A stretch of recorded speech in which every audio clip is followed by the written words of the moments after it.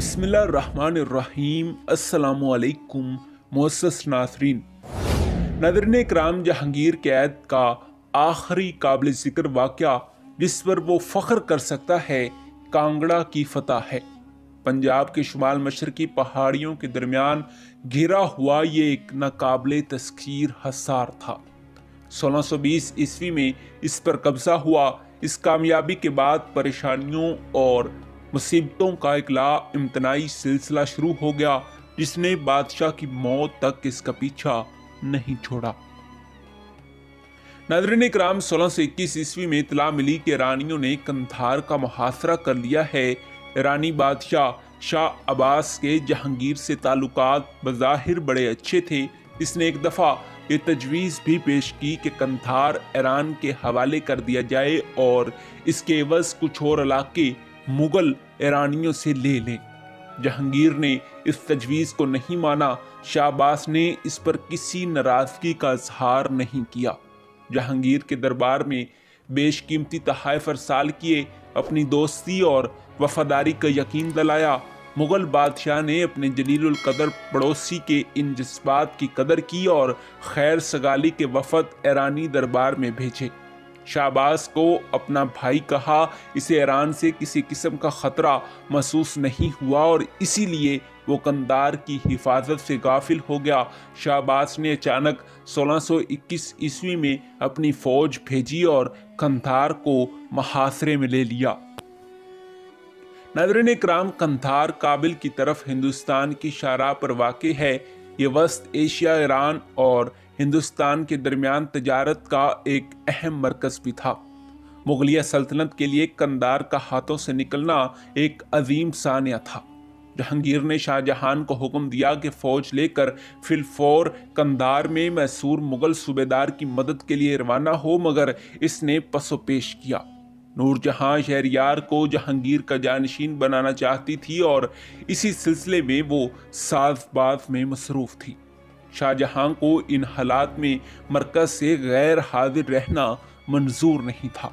इसे खौफ था कि कहीं इसकी गैर हाजिरी में हालात कोई ख़तरनाक सूरत हाल अख्तियार ना कर लें और इसकी जानशीनी के इम्कानात जाते रहें।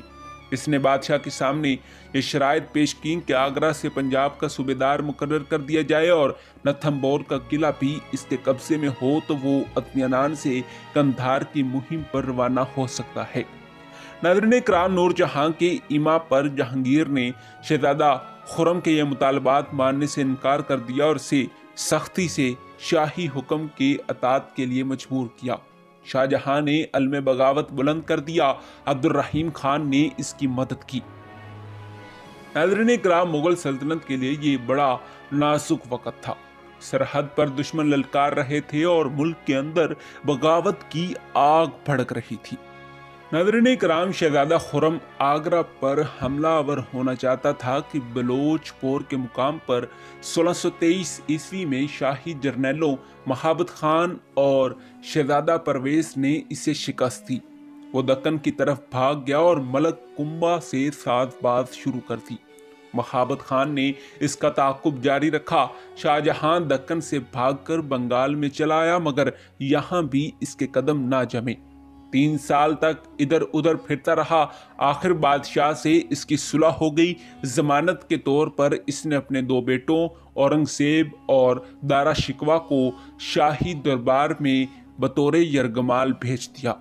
इस बगावत का खात्मा हो गया, मगर इस अरसे में कंधार हाथ से निकल गया। ये नाकाबिल तलाफी नुकसान था।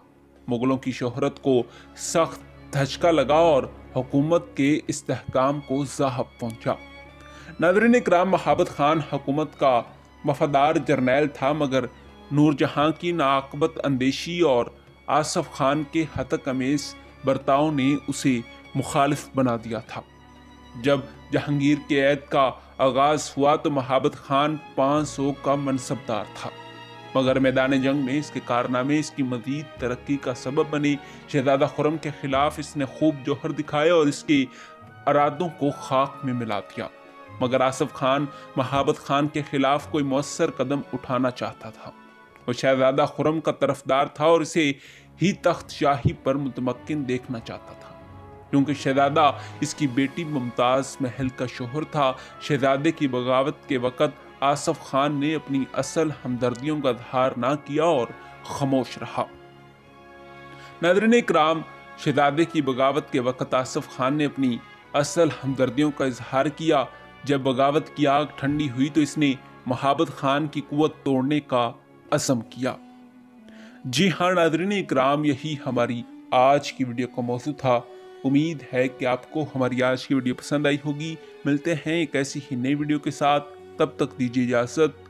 خدا حافظ۔